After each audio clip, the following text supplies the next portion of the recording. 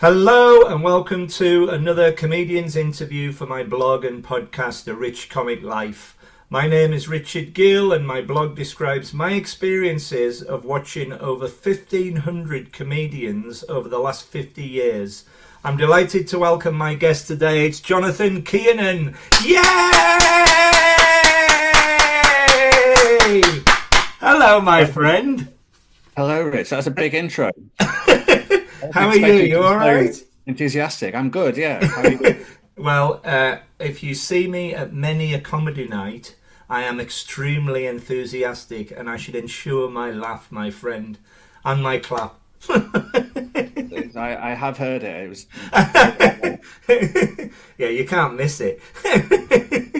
How are you? You all right? I'm good, yeah. I'm yeah. Good Happy to man. be Well, thank you so doing your much for doing podcast. this. Thank you so much for doing this. It's going to last about 45 minutes to an hour, something like that. And I'd like to go right back to the start of your comic career and tell me, please, how did you become a comedian in the first place? Yeah, I think stand-up was something that had been in the back of my mind for a long time, probably since I was a teenager. I imagine I remember like trying to write funny things when I was 16, 17. And then I kind of put it out of my mind and I went to university and got a job and had kids, uh, and kind of got on with life and didn't think about it that much. And then in lockdown a few years ago, I tried to write a novel, Right? which it turns out wasn't very good. It was actually quite bad. But when I read it back now, I look at that and realize that I think I was basically trying to write stand up, and I was trying to write jokes and funny sentences. And I kind of looked at that and I thought, well, what I've tried to write is like a proper serious grown up book, and what I've actually written is a load of jokes. So that maybe tells me something, right? And then a few years ago, I went to a couple of gigs here in Scunthorpe that my mate was running. Uh, yeah, probably 3 years ago, Right? and I kind of looked at those, and I thought I could do this, and I can't even remember who the comedians were, but I looked at it and I thought I could do this. Like this is, it looks fun, You found your and niche. it's interesting, but I could do this, and I think I could maybe do it slightly better than what I'm seeing here, Yeah? and that was kind of the trigger for for deciding to go for it. And I think I was at a time in my life as well. I would have been 32 at the time. I had kids. I had kind of a steady job where I needed to do something for myself, right? And it was one of those things where it's, either now, not necessarily now or never, but it felt like a good time to go and do something for myself, and Sure. to just have something that felt like a creative outlet. And that's really how it came about, I think. So that was what, 3, 4 years ago, something like that? So that was probably 3 years ago. And I started 2 years ago. I Right. started 2 years ago in April. And Yeah. can you remember your first ever gig? Can you remember what it was like? I remember it very well. I don't think I'll ever forget it. So my first ever gig was at the Gong Show at the Frog and Bucket. Right. I guess so for your listeners or viewers, since you put a video of this together, a gong show is essentially a comedian. You get a bunch of new comedians and they try and do 5 minutes of material, and there's audience members who can vote the comedians off if they don't like them. So it's kind of a fairly considered a fairly brutal way of doing stand up, right? Uh, so that was my first gig, the Frog and Bucket. I think there was about 230 people in, and that number sticks in my head. Wow, that's 'Cause full on. I That didn't is think it full would on. be, yeah. Uh, so that was where I started, and I managed to do the full 5 minutes, which Good for in you. hindsight surprises me a lot. But at the time you think, well, I've written some jokes, so everything will be fine, hopefully. Uh, but yeah, and looking back now, it seems like a fairly stupid way to start doing stand up in front Not of at that many all. No, people, no, but no. Because you're basically released to the audience, and you're away, and it can't get any worse. I always say to a lot of comedians myself, I've had a go at stand up comedy, and it was at a Gong show in Edinburgh, and it couldn't be worse. It was on a Monday afternoon, and it was raining, and it was just for old folk. And the and the promoter said to me, I think I'm funny. I think I can make people laugh in pubs. He said, well, come and have a go at this. So I walked out. There was three people in the audience, three old fellas. I walked out, and the first thing I said to them was, "Good afternoon, ladies and gentlemen. People think I look like Eddie the Eagle Edwards, the ski jumper, but I can't see the resemblance myself. And of course, I'm his double." And one of the old fellas in the back just went, "Fuck off!" and cunt us off. And I walked off to my own footsteps, and I thought, the promoter said, "Have another go, have another go." And I did, and a similar thing happened. And I said, well, I think my calling cards are going to be in the audience. And so it was to be. But I think gong shows really test you, and I think if you can do them, you can do anything. It will give you the advantage to keep going, I think. yeah, and there's a lot of comedians that don't like them, Mm. and even newer comedians. And to me, they can be useful, right? No, I don't think they're necessarily the nicest experience you ever have as a comedian, but they're useful because ultimately it's to some extent instant feedback, right? And if you can't get through them, then either you got unlucky, and maybe that happens sometimes, or the audience are trying to tell you something. Yeah, yeah, So, and that was the way I went to that first gig, right? Is that I wanted to, if I was bad, then the audience would tell me that I was bad. If I was good, then they would tell me that. And if I was only going to do stand up once, which was entirely possible at the time, because I was fully aware that I might start doing it and absolutely hate it. Uh, that if I was only going to do it once, I'd have done it properly, right? I'd have done it in yeah, front of yeah, 200 odd people at one of the best clubs in the country, and it would have been a nice anecdote to tell people. But fortunately, it went okay, good. and I think you get the bug, and I think once you've done it once, it's you can't really imagine, and it goes well, and Yeah, you yeah, can't imagine not doing it again. That was kind of how I felt, and that the adrenaline was unlike anything I've ever felt before. yeah, But I also remember the nerves before that, and it's yeah, yeah. Of that's course, yeah. the But most you're at one of the most prestigious clubs in Britain, so you're off to a cracking start. So there you are, the Frog and Bucket in Manchester. How did you get other bookings? Did you go in through doing pub rooms with friends going along with like bringers and things like that, 5 minute slots?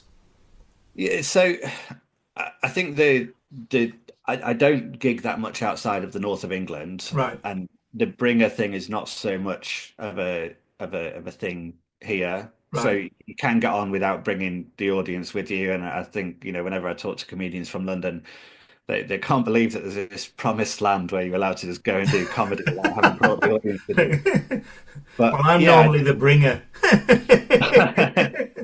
well, it's a good role to have. Yeah, But yeah, so I did open mic gigs, and I did gong shows and competitions, and basically anything that I could get on that was within a reasonable reasonable drive of yeah, scum yeah, thought was essentially how it started. And you kind of do that for what feels like a lifetime, but I guess actually wasn't that long. And then you start to just build up from start to pick up a little bit of paid work and some bigger gigs and that sort of thing. So yeah, I think there's quite a nice circuit around the north of England, and there's some people that are pretty helpful and willing to put new acts on or newer acts on, which is quite nice. But you definitely do have to go through that phase of doing gigs that you regret immediately. Yeah, yeah, very much so. My home city is Carlisle, and I go back up. very regularly. I know North and South England very well. And Carlisle is getting quite a good little comedy scene in itself. They've got the old fire station up there, which is a small sort of Yeah. theatre thing for bands and comedians. And they've also got the Sand Centre, which is about 2 or 3 thousand people. So you can obviously perform comedy anywhere. There is a room available to do it. When you're on stage, what do you like to talk about? Do you have any specific themes or anything like that? So I think on on stage me is probably a slightly exaggerated version of real me. Right. I think he's quite depressed and his life's falling apart. Uh, It's always a good start. yeah, but he's still quite arrogant about everything, and thinks that he's quite important, and thinks that the audience is quite unimportant. So I guess the material all generally kind of fits into something that that guy would say. So I talk a lot about getting divorced, about relationships, a little bit about having kids, Yeah, and I like to get some stuff in there about politics if I can as well. Uh, but all of that stuff through the lens of someone who thinks he's much more interesting than any of that stuff, and generally quite dark. So I think one thing that's kind of developed over time is kind of quite specifically writing for that character. And I say character, it's not necessarily like a character act, but uh, there's definitely I know what my voice is on stage, and it's not a voice that wants to say anything nice, or talk about the pleasantries of life, or be particularly enthusiastic about anything. that's what I love about the act. When I saw your act, when we saw you, I was very fortunate to be a judge at the whole What's On Comedian of the Year final, and you were runner up. So congratulations! It was well Thank deserved. you. Um, and you were first on, and the two of us, the two or three judges, just looked like this, right directly at you, and we couldn't take your eyes off you on the stage because you had such a great presence, and you were so. It wasn't so much self-depreciating. It was just like you say. It was like, well, I'm here to make you all laugh, and I'm not going to leave until I can do that, you know. And it worked brilliantly. It's wonderful. It's a great, great, great 10 minutes it was. Thank you. That's very kind. But so one of the things I find is that opening gigs is really hard for me. I don't like to go first because Mhm. it's the darker stuff can be a little bit tricky that early in the night. It tends to work better when people Is have the had a rest couple of of the night drinks. going to be like this? Yeah, it can scare people off a little bit. It can be a little bit much for them to start with. But and you kind of mentioned the stage presence, and it's not something that I ever thought I would have. I kind of thought that I would go and just kind of do jokes, and people would have to accept that or not.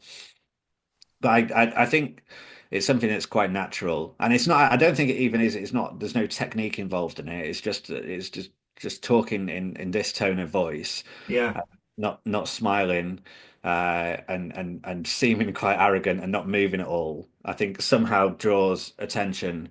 very Uh, much it, so. it Yeah, seems like there's some technique there, but there's none at all. It's you just you you laziness, made really. you made the art of stand-up comedy look very easy, if I may say. That's a big compliment. You really did. Tell me about your writing process for a routine or a show. How do you go about writing a routine? So I don't write a lot. I don't spend a lot of time writing. I find it really difficult to sit down and write.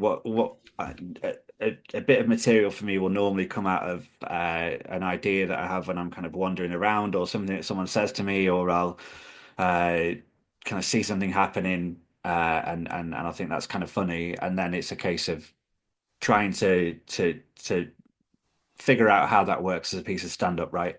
And what I normally do is kind of I'll run through it in my head a lot and kind of figure out, right, how do I tell this story, or how do I do this joke, and where does the punchline fit? And I rehearse out loud a lot, and I find that to be the most kind of useful tool for me in writing, if you want to call it that, is to to say stuff out loud, right? Because like, stand-up is an art form that doesn't exist on a piece of paper, right? It exists being spoken out of the front of someone's head. So I find that just kind of standing and talking through stuff will inevitably be what gets me to having a bit of material that I can actually use.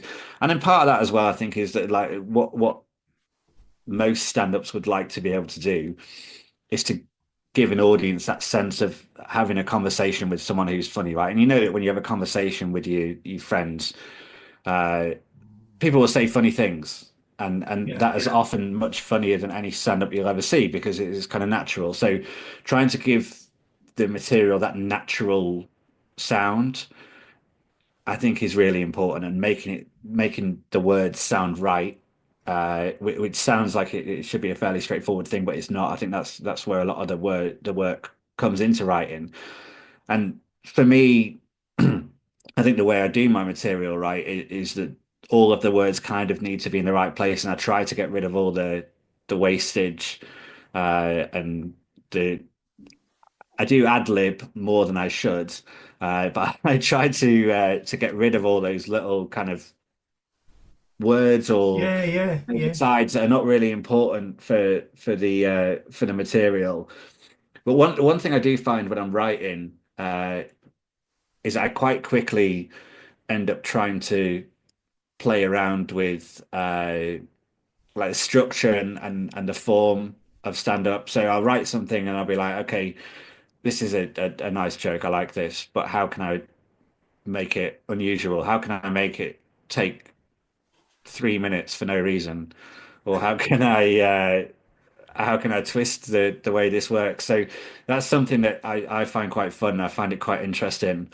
Uh, and I guess like the most important thing for me writing, I think I mentioned this earlier, is I'm always thinking about what would the onstage character think about this thing. So I see someone says something to me, and I'm going to start writing a bit about it, right? But the most important question is, what does onstage me think about that thing? How would he perceive it? What would he say about it? And sometimes, right, I'll write a joke that's a little bit silly, and I don't really do silly jokes. My stuff's quite dark and serious. So that's again, that's kind of a fun thing is figuring out like how can I get this very serious character to the point where he can make this stupid joke and still kind of keep the sense that he's very concerned about his own status. Yeah, yeah.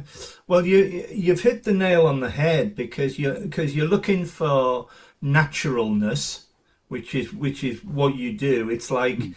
doing it for the first time on stage, and also originality as well. I think if you can get an original take on what you're trying to say, again, I think you'll draw the audience in. And I think you can do that really well. Certainly in the set that we saw. Um, what do you think makes a good comedian? I think the most important thing for me is what you just said, which is originality, and that's what I love. And those are the acts that I love are the ones that are really original and are Yeah, doing something different. And I really love to watch stand up and see someone and watch them for 30 seconds or a minute and think, I don't know if this is good or bad. I actually I you can't can't stop tell. watching. And then you kind of eventually decide that they're really good. And I really like that. But that generally comes out of originality. If someone kind of walks on right and they do a variation of a joke that you've seen 1,000 times before, you kind of think, okay, well that it works. It was funny, but do I care about it? Probably not. So originality, I think, is really important. Uh, writing jokes, you've got to write jokes. Yeah, yeah. I see plenty of acts that have skipped that stage in A lot of in them think they're good, but they're not. doing comedy. Yeah, you've got to write some jokes. I like comedians that are a bit weird as well. I Yes, like to yeah. be a little bit, whether it's dark or it's Off the stupid. wall. Yeah, Yeah, I love that. Uh, and I think so. I think one thing that's really important is you've got to be a little bit obsessed with doing stand up and being really good at it. And I think, there's plenty of people, and we've all seen them, right? they want to be a TV presenter, or they want to be on the radio, or they want to be famous, right? And you can see that a mile off. You can see it so far away. And I think the acts that I really love are the ones that you look at them and you know that they really, really love what they're doing, and that there's nothing would stop them doing it. Even, even the That's indifference of an brilliant. Yeah. audience. Yeah. Very, very much so. An act that comes to mind straight away for me is Reeves and Mortimer. Yeah. When they first appeared on Channel 4 on the big night out, I couldn't switch the channel over because I thought, what is this and what's going to happen next and everything. And I went to see them on tour on the big night out on tour, and it was one of the best things I've ever seen. They had Les, the character who was on with them, the scientist, bald-headed scientist, walked on the stage with a fishing rod, climbed a ladder, climbed a step ladder, and started fishing for loaves of bread. And if he caught one, the audience went bananas. And I thought, this is weird but brilliant, and good on them because But it's a commitment, and I think yeah. one of the things with them is always been a certain amount of bravery, and I think that's one of the things that people talk about when it comes to kind of defining what a good comedian is bravery. Mm. Sometimes people say fearlessness, and I don't think fearlessness is actually. I think having a lack of fear is good. I think complete fearlessness is not necessarily a good thing, because there are things you should be afraid of, Yeah. like being shit or needlessly offending people and Yes, of ruining your course. career. You've seen I've seen plenty of comedians, I'm sure you have, where I think a little bit of fear would have done you some good. Yeah. But definitely, like I love to see comedians that are brave and really push things. And you see someone do a minute of material that doesn't work at all, and they'll keep doing it, and it doesn't matter if the audience don't like it. And I think that always is something that earns my respect, because I think that's a very good thing to do, is Very, to be very kind much of so. sure of your own material. Mm. Yeah, very much so. Another example that comes to mind is Harry Hill, who is one of my very favourites. I first saw Harry Hill 30 years ago, and he was late for the gig. He wasn't famous or anything. He brushed past me. He was downstairs at the King's Head in Crouch End. Brushed past me, stood up on stage, and went, "Ladies and gentlemen, I'm really sorry I'm late for the gig. I had to have a testicle brought down." And he paused and he got a laugh like that, exactly what you're doing. And then he said, "From Derby." And to this day, that's the best opening line I've ever heard. And that's Just what we're all genius. looking for, is an opening line like that that's so Yeah. simple. And if you can establish so much of your character in an Yeah. opening like that as well, is that sort What's of thing. what's Hard to wonderful come by. about him, what's wonderful about Harry Hill as well, is that he's done the TV and he's done the radio and he's gone back into the clubs, and he's doing it for the love of the game. Yeah. Yes, he's going on tour and everything, but he clearly, if you go and see him this week, he'll be touring somewhere, he'll be on stage somewhere this week. He will have written a brand new set because he just loves the how to entertain folk. It's amazing to watch. Let's move on. To date, what has been your best or worst comedy gig? Have you had any stinkers and think, oh, I've had enough? I've had plenty of stinkers, You see, I and can't believe that. well, I refuse to take responsibility for any of them myself. They're always someone else's fault. That's a good Either answer. the audience or the person running the gig, or it's Yeah, never me. If it goes badly, it's because I've been misunderstood. But of course, yeah.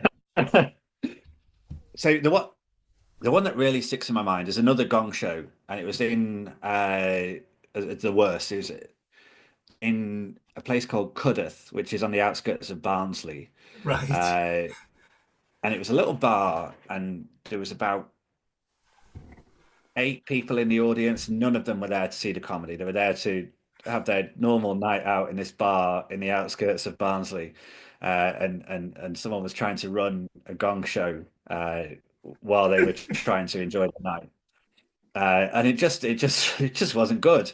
It was just it was unpleasant. Because I enjoy a bit of chaos sometimes. I quite like it when stuff goes wrong, or the audience is a bit rowdy, and Yeah. you like to control that sort of thing to an extent. But that's half the fun of it. Sometimes is like not really knowing what's going to happen. But that one, it's just they didn't want they didn't want to watch comedy. They didn't even want to face the comedy. Never mind listen to it. Uh, and it was just unpleasant. There was a young lad who I think had taken quite a lot of drugs, to be fair to him, who perceived the whole thing as a conversation between him and kind of saying, all live. And but yeah, I mean, the one regret is that there was a but stage that was right next to the front door. I'll just walk out in the middle of it, and Oh, that would have been the move. Would have been to just walk off the stage straight out the front door. But yeah, that sticks in the mind. And it wasn't the worst thing about it is nothing funny even happened.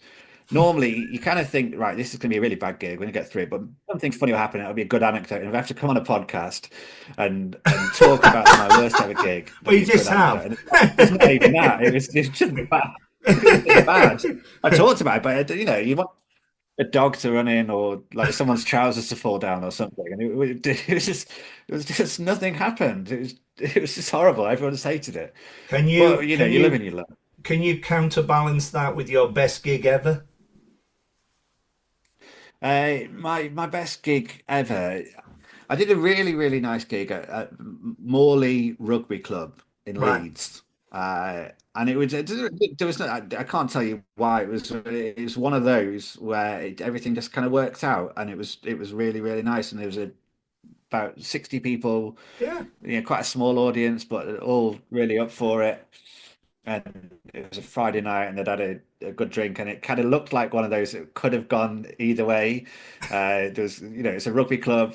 People had quite a bit to drink. It was a Friday night, and you kind of thought this could be a rough one, but it was really, really. And sometimes it's never the ones that you expect, right? You No. you look in your diary and you look at all the gigs that you think are going to be great, and they're normally, they're fine, and sometimes you can,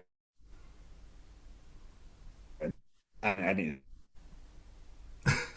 those that I still remembered to be really nice and kind of giving you that feeling of right, this is what it's supposed to feel like to do this.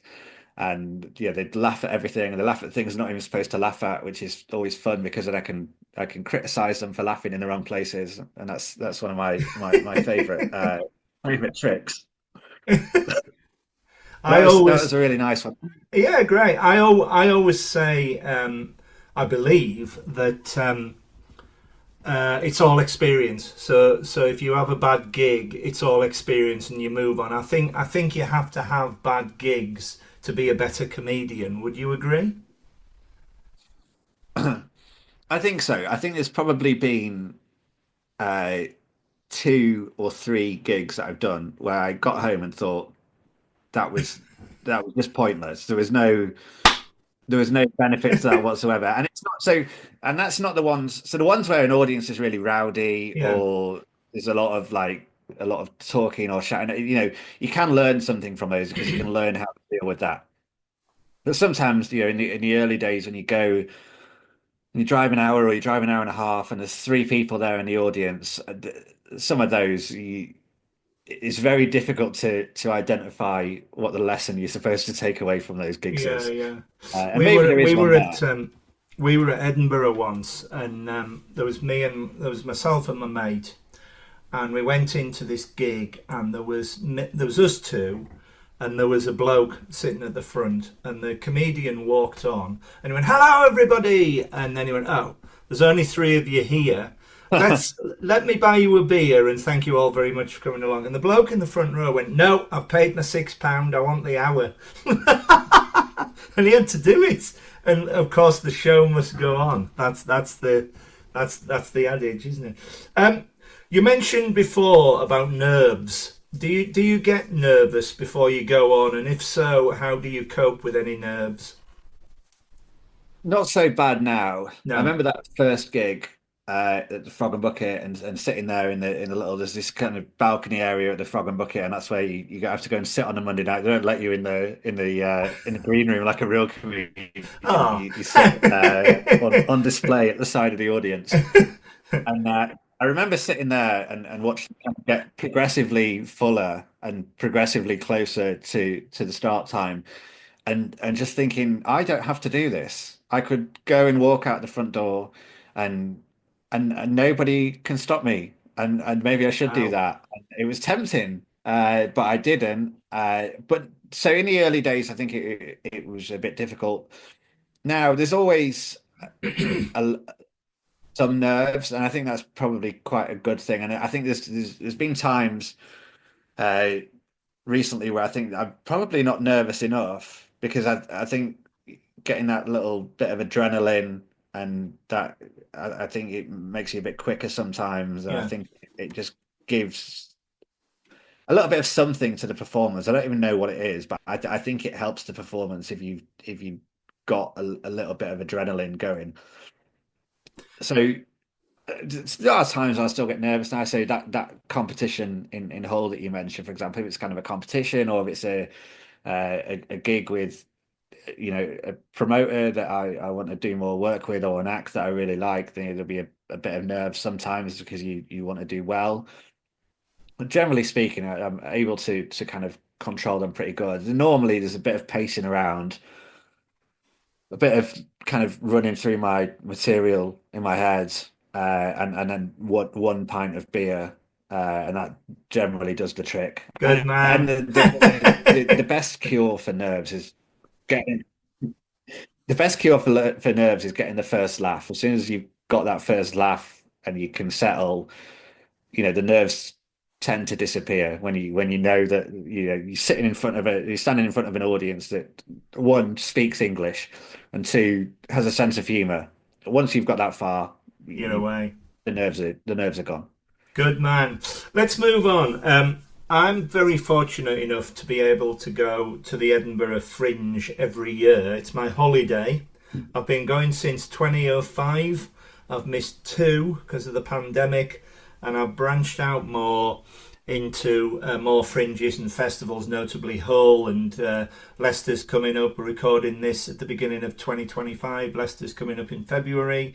I'm going to Hastings in June, and there's Brighton and loads of them that I love to do. What's your experiences of, in particular, the Edinburgh Fringe, but any fringe really? And I'm looking at whether or not you're a punter, you're going as a punter, or whatever type of shows you're doing, whether you're with other comedians or you've done solo shows or anything like that. Yeah, so I've done exactly one gig at the Edinburgh Fringe. Wow. So that was this last year. I went up and did the semi-finals of a competition called So You Think You're Funny, which Congratulations. thank you. Well, not the final though, so not too many congratulations. Well, But semi-final is that better was really than... nice. Nice to kind of really, well, Yeah. it's better than nothing. It's better than nothing. Always a bridesmaid. Yeah, Uh, of course. but that was something that Peter Kay won back in the day, and if you kind of look down the list of previous winners, it's a pretty prestigious one. So Amazing. that was a lot of fun. It was a really nice gig, and it was nice to go up and kind of soak in Edinburgh to an extent. But that's my only experience of Edinburgh, and I've not even managed to go as a punter. It might, and it's one of those things. I'm a bit split on whether I'll ever go because I think there's a lot of positives to it as a comedian. I think there's also a lot of challenges in terms of how much it costs and whether it's worth it and all these sort of things, right? So the first thing to do is to write a show. Otherwise, there's no point going anyway. You might as well just go on holiday when it's not really expensive. Exactly. I mean, I think I was very lucky to go when I did because I believe that really that the fringe isn't a fringe now. It's such a shame. It's more of a promotional event, and so Yeah. I mean it's so expensive to go. It's ridiculous. There was an interview I think they were with a band last a couple of years ago who had won £10,000 in a competition at the Fringe, and they said, "Oh, congratulations! What are you going to spend the money on?" And they said, "Well, it's gonna pay for the rest of the month's rent," which is like Yeah. you can't even spend it. It's such a shame. It's in danger of eating itself. However, having said all that, it is the greatest for atmosphere and for if you're well into your comedy like I am, or theatre or music or anything like that, they're every hour of the day. It is an incredible experience. I just really, really, really hope they can keep it open to everybody, which is what it deserves. Yeah. And I think, and you mentioned going to some of Yeah, yeah, the other yeah. fa- the other fringes, right? Which I think some of them have probably got the potential to overtake it as being the Well, place they to are go as to. good, or they are getting there. Certainly, Yeah, Leicester, the first big one of the year, is superb, and that's 3.5 weeks. And even yeah. Gary and Jed in Hull, I say even they do a wonderful fringe. I've only been there 2 years, and it's fantastic. I went for the whole for the a good 4 or 5 days there. But Hastings is very good as well by the sea in June. That's a very good one. Have you been to many of them? Not really, no, No. no, and it's something that I would like to do a lot more of because I want to. One of the things I'm working on at the moment is writing an hour, obviously with a stupid concept that I can't make work. Uh, I'm sure you will. but eventually there'll be an hour, and want to take it to some of these festivals. Yeah, yeah, yeah. Uh, but yeah, I mean, Hull is really good, and I spend a lot of time gigging in Hull because that's kind of the nearest place to me that's A got great place. any kind Yeah, of circuit, right? And there's some really really nice gigs there, and yeah, it's a really good place to do comedy and to watch comedy. yeah. And the festival is fantastic, and Oh, one of the best by a mile, by an absolute mile. I absolutely loved it. To date, what's been your comedy highlight I think apart I from think it's this? this interview, yeah. No, I think it's hard to beat the first laugh you ever get. I don't know if you could find a better feeling than that. That's Like the wonderful. first big laugh, and you think, I've just done that, and I don't know how that happened. That's And so I think good. and I think maybe that's why we keep doing it is to kind of chase that same sensation. It'll Yeah, never yeah. come again. But yeah, I think that must be the highlight. I don't think anything. I think it'd be hard to beat that. I think it'd be hard to beat that feeling. It's a great answer because sitting in the audience watching you all, there is nothing better than laughing so hard that you can't laugh anymore. And then a topper, I think they call it, don't they? When the topper Yeah, joke, a topper comes along and you're away again, and that's never it happened to me. is so I good. hate laughing. I don't like laughing. Wow, I I that's what no, makes I a like good to keep comedian. keep a straight face.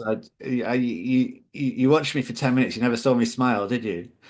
Well, but that's your persona. That's how you've chosen to be on stage, and that's wonderful. There are loads of comedians who don't smile or laugh. Loads of really good comedians. Stephen Wright comes to mind. He's a great comedian. So there. It's all about you picking your way of about how you're going to achieve your goal. I think to make an audience laugh, and you did. Believe me, you did. You might not be laughing on stage, but we were crying at you. No, it was a nice gig that I Yeah. enjoyed that one, and I didn't think I was going to enjoy it when I had to go first, but Well, I somebody did has to enjoy go it first, in my the end. friend. Yeah. Who are your favourite comedians, past and present? Who makes you laugh? So, Stuart Lee is kind of top of the list for me, Wow. and for me is kind of head and shoulders above everyone in a sense of kind of the purest form of stand up, and playing with what stand-up is, and being able to put together a kind of long narrative, and just so much technique in there. And I don't know if you've read uh, his books, and he's done some. I can't remember the name of it, but there's a couple of books I think he's done.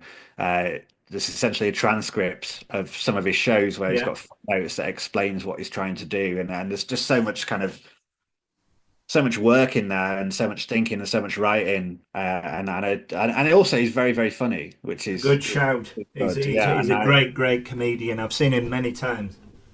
yeah, fantastic, and yeah, so my absolute favorite. And then yeah, and there's kind of a lot of there's not a lot of comedians I love on TV. And I think it's kind of hard to love comedians on TV because I really love stand up, and you unless you kind of watch the stuff that's stand up, if you watch the panel shows or anything like that, you're not really seeing anyone in stand up mode. But I really like Alfie Brown Yeah, yeah, really interesting, and got into quite a lot of trouble for trying to push things, I think, and several years ago, but for trying to push things maybe a bit too far. But you kind of look at that as a comedian, and you can understand what he was trying to do, and obviously it didn't work, it wasn't very good for him. But yeah, an interesting act. Uh, I don't tend to like Americans. no. Not as people. I like Americans as people, but as I don't tend to like a Comedians. lot of American comedians. But and Anthony Jeselnik, I really like. Yeah, He's the only American I'll sit and watch. And I think his joke writing is just incredible. And it's one of those that you know what he's doing every time. You know that it's kind of a one liner or two liner, and there's a punchline coming, but he's really good at that kind of misdirection thing, and surprising you, and that's always the nice thing about comedy is being surprised, I think, and he's really good at that. So, but yeah, all the yeah, Americans are terrible. So, yeah. There's so many great comedians. There's so many. yeah, I mean, there's 1,500 on my blog to start with. My first ever gig was Les Dawson on holiday in Scarborough with the family, and he was amazing. I would be about 7, and I yeah, can remember crying with laughter at him. And then a year later, we saw Tommy Cooper, and he was just phenomenal. The curtains opened, and he's lying on a bed, and there's nothing else on stage, just him lying on a bed, and a woman in the audience starts laughing, doesn't do a thing, and it trickles round, so the whole audience are crying with laughter. And after about 3 minutes, 3 or 4 minutes, he hasn't done a thing. He pops his head up. He goes, "What? Somebody come on!" Just wonderful. So I saw him. I was a big fan of Ken Dodd. I loved Ken Dodd. I loved just the gags. His firing of the gags was just extraordinary. He would tell loads and loads and loads of jokes. Very funny man. The one that I would love to have seen was Morecambe and Wise. They're the reason why I do the blog. yeah, I've got everything about them, books and seen plays and everything, but I never got a chance to see them. But I did interview on here Gary Morecambe, and that was fascinating. Living with such a comedy genius. When I first came down to London, my first lineup at the Comedy Store in about 1988 would be Richard Morton, Linda Smith, God bless her, Steve Gribbin, who I still know to this day. He's just celebrated 40 years. And top of the tree, you yeah, say about Americans. Charles Fleischer was the headliner of my first ever Comedy Store gig, and Charles Fleischer was an American voiceover artist who was a very funny man, but he went on. He was never heard of again because he went on to voice Roger Rabbit in Hollywood. So it's like I'm so glad I saw him when I did. But of course nowadays I go 2 or 3 times a week and I see everybody, and I think one of my favourites is Josh Widdicombe. I love Greg Davis. I love Ramesh Ranganathan, Angela Barnes, Kerry Godliman, on and on and on and on and on. There are yeah. so many of them that can do it really well. Following on from that, like me, do you go to a lot of comedy gigs as a member of the audience? I don't really know. No. No, I well, one, I don't have time because I've got little kids, Oh, and if right. I have got time, I'm going and doing gigs, uh, and and watching a lot of comedy like that. You I get like too to, much I of it. do, yeah, I do like to. I like to if I'm going to do a gig, I like to go to a gig and watch the whole thing, Yeah. and that's always. Uh, I quite like that. I don't like to just turn up and do my bit and then fuck off. It's quite nice to actually, be somewhat involved in it.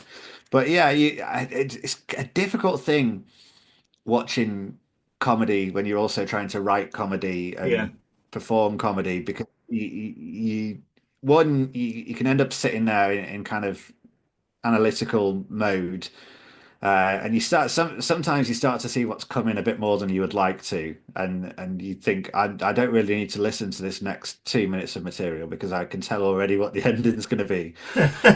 Uh, but you also you're kind of looking at what's going on. It can make it difficult to enjoy it, I think, Yeah. unless someone's really phenomenal, because you're too busy looking at what's going on under the surface and kind of analyzing what they're doing. And that's a bit of a shame because it's nice to be able to watch comedy and just enjoy it. But that I think it does make it difficult for me at least. And I'm sure there's plenty of comedians that can go and just enjoy it. But for me, I find that quite hard, and I end up just kind of looking at it and trying to understand what it is rather than Yeah. Yeah. Well, just get sitting the and enjoying enjoyment it. out of it. Yeah. Would you Yeah, say, but I mean, there's I was just going to say, would you say that if you were on a bill of 5 acts and you were on first, would you stay and watch the other 4 acts, or does the argument come in again, like you just said? it depends who they are. Yeah. Yeah. Of Because course it does. some of them, I'll not have seen before, and I want to see, or some of them Yeah. I'll know, and I'll know that they're good, and if they're my friends, then I'll stay because I'll want to talk to them. Sometimes I'll have seen them before, and I'll be in the car 30 seconds after I've come off stage because I don't want to even risk hearing anything they've got to say. I don't blame you. Some of them. But yeah, no, normally I like to stay and watch, but it's you do have to pick and choose sometimes.